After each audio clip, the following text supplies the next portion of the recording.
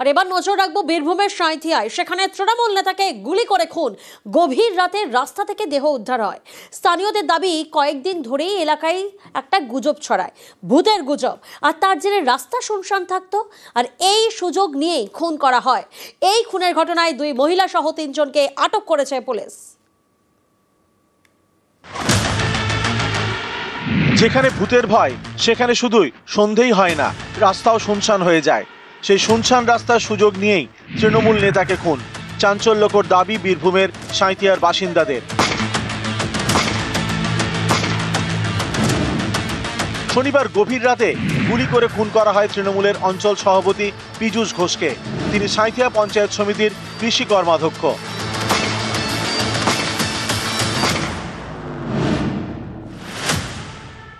এখানে ভূত ভূত ভূত ভূত করে কিছুদিন আগে সব গায়ের লোক বলছে ভূত আছে ভূত আছে, এখানে আগুনতলা, ওদিকে ভয় দেখায়। সাঁইথিয়ার সিনিদিপুরের তৃণমূল অঞ্চল সভাপতি পীযূষ ঘোষ, তার পরিবারের দাবি, শনিবার রাতে ফোন পেয়ে বাড়ি থেকে বেরিয়ে যান পীযূষ। তখন রাত প্রায় 12টা। বাড়ি থেকে প্রায় 700 মিটার দূরে কোনারপুর মোড়, সেখান থেকেই তার গুলিবিদ্ধ দেহ উদ্ধার হয়। রাত 2টার সময় কেউ ফোন করেছিল, যা এসেছিল তার গুলিতে বুঝতে পারেনি যে মাকে মারবে, পেছন দিক থেকে গুলি করে দিয়েছিল, কপাল থেকে ফুটে বেরিয়েছে, ওইখানেই মারা গেছে। কারা মেরেছে তার বলতে পারবো না।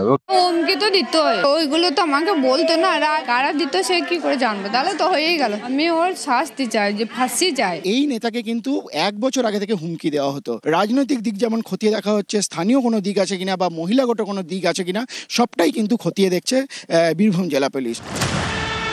স্থানীয়দের দাবি, কোনারপুরে পীযূষের পরিচিত এক মহিলা থাকেন। তার বাড়ির কাছ থেকে তৃণমূল নেতার গুলিবিদ্ধ দেহ উদ্ধার হয়।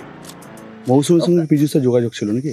যোগাযোগ হয়তো বলতো মামা, ওই জামাই থাকতে যোগাযোগ, মামা মামা করতো, ওই তারাপীঠে লজ ঠাকুর দেখতে যেত। কার সঙ্গে যেত, কি নাম? এই ঘটনায় 2 মহিলা সহ 3 জনকে ধরে নিয়ে যায় পুলিশ। তদন্তকারীদের দাবি, ধৃতদের মধ্যে অন্যতম মৌসুমী মাল। তার বাড়ির কাছেই দেহ উদ্ধার হয়, আর এই মৌসুমী বারবার বয়ান বদল করেন। এতেই সন্দেহ বাড়ে। কিছু দেখেছিলেন আপনি? হ্যাঁ, কি আপনার বাড়ির সামনে তো কারো মারলো, কিছু দেখেছিলেন? কিছু ঘটনার সময় দেখেননি? বীরভূম থেকে সুপ্রতিম দাস ও ইন্দ্রজিৎ রুজ, নিউজ 18 বাংলা।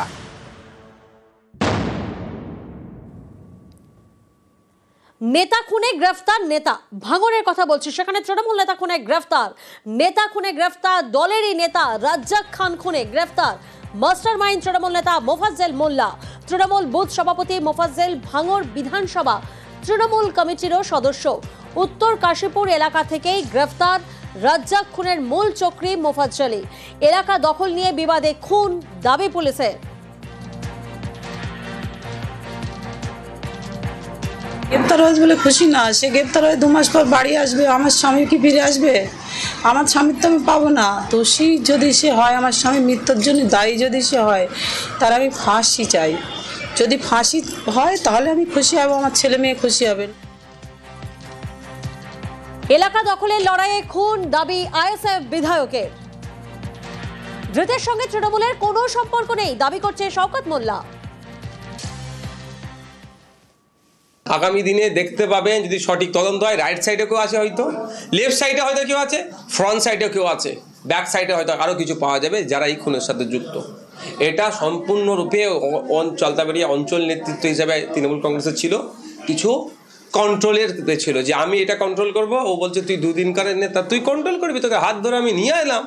এইরকম একটা হতে হতেই এই জায়গাটা পৌঁছেছে। এটা গোষ্ঠীদ্বন্দ্বের শিকার হয়েছে। রেজ্জাক খান যে আছে, তাকে তার দলের লোকেরাই খুন করেছে। ঈর্ষার কারণ হতে পারে, বা অন্য কোনো লেনদেন বা অর্থনৈতিক কারণ থাকতে পারে। আমি চাইবো রেজ্জাক খান পরিবার বিচার পাক। আইএসএফের মদতপুষ্টেরা, আমরা এফআইআর এ কোনো নাম দিইনি, আমরা প্রকৃত খুনিদের অ্যারেস্ট করার কথা বলেছিলাম। যেই হোক না কেন তার দৃষ্টান্তমূলক শাস্তি এবং তার ফাঁসি চাই আমরা, এবং এর উৎস কোথায় সেটাকেও খুঁজে বের করতে হবে। এর পিছনে কারা আছে? তৃণমূলের কোনো গোষ্ঠীদ্বন্দ্বের কোনো বিষয় এখানে নেই। আইএসএফ এর মদতপুষ্ট হয়ে আজকে যে বা যারা খুন করেছে তারা কখনো দলের লোক হতে পারে না। আর মোফাজ্জেল আমাদের দলের কোনো পদাধিকারী নয়। লক্ষ লক্ষ মানুষ তৃণমূল, কোটি কোটি মানুষ তৃণমূল কংগ্রেসে আছে। তৃণমূল কংগ্রেসের ঘাড়ে দোষ চাপিয়ে লাভ। আর এবার নজর রাখতেই হচ্ছে খেজুরির দিকে। খেজুরিতে জোড়া রহস্য মৃত্যুর ভিডিও প্রকাশ্যে, ঘটনার মুহূর্তের ভিডিও ভাইরাল হয়ে গেছে।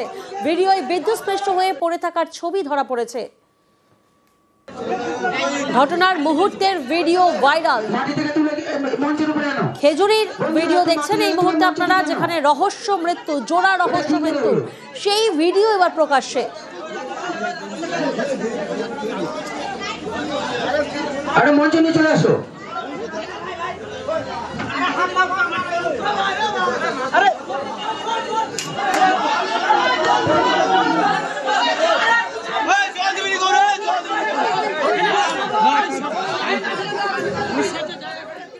খেজুরিতে দুজন সনাতনী অস্বাভাবিকভাবে মারা গেছেন। প্রথমে স্ট্রোক চালাচ্ছিল ওই দিবাকর বলে একটা এসডিপিও আছে, তারপরে এখন ইলেকট্রিকের শর্ট সার্কিটে বলছে। শর্ট সার্কিট যদি হয় তাহলে হসপিটালে না গিয়ে তাদেরকে থানায় নিয়ে যাওয়া হয়েছে কেন? তাদের ডেথ ডিক্লিয়ার কে করলো? আমরা এটা ছাড়বো না। আগামীকাল খেজুরি থানা এলাকায় সনাতনী সমাজ বন্ধের ডাক দিয়েছেন। আমি সকালে জনকা থানার সামনে থেকে বিদ্যাপীঠ বড় মিছিলে আপনাদের সঙ্গে পা মিলাবো।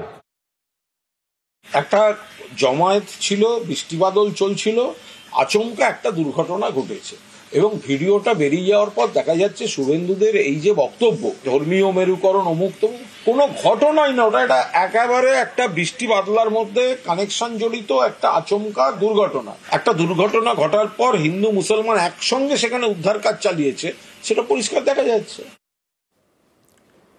আর এবার নজর রাখবো অশোকনগরের দিকে। অশোকনগরে সেখানে গাছে কোপ, মিলেনিয়াম সায়েন্স পার্কের গাছ কেটে টাকা আত্মসাতের অভিযোগ কার বিরুদ্ধে? পুরসভার বিরুদ্ধে। পুরসভার দাবি কি বন দফতরের অনুমতি নিয়েই নাকি গাছ কাটা হয়েছে। অন্যদিকে বন দফতরের তরফ থেকে দাবি করা হচ্ছে তাদের থেকে অনুমতি নেওয়া হয়নি।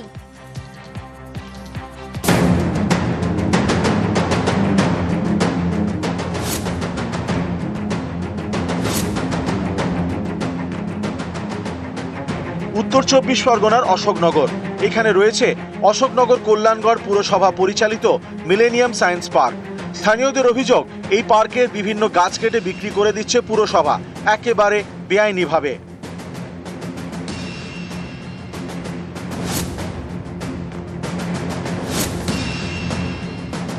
বড় বড় গাছের ডালগুলো সব কেটে নিয়ে চলে যাচ্ছে। আমি বললাম যে এগুলো কেন কাটা হচ্ছে, তখন বলছে যে এগুলো চেয়ারম্যান আমাকে অর্ডার দিয়েছে। আমি বলছি তাহলে অর্ডার কপিটা দেখাও। এটা হচ্ছে ভার্বালি অর্ডার দিয়েছে। চেয়ারম্যান সাহেব বলে আমি মুখে বলেছি ছোট ছোট ডাল কাটতে।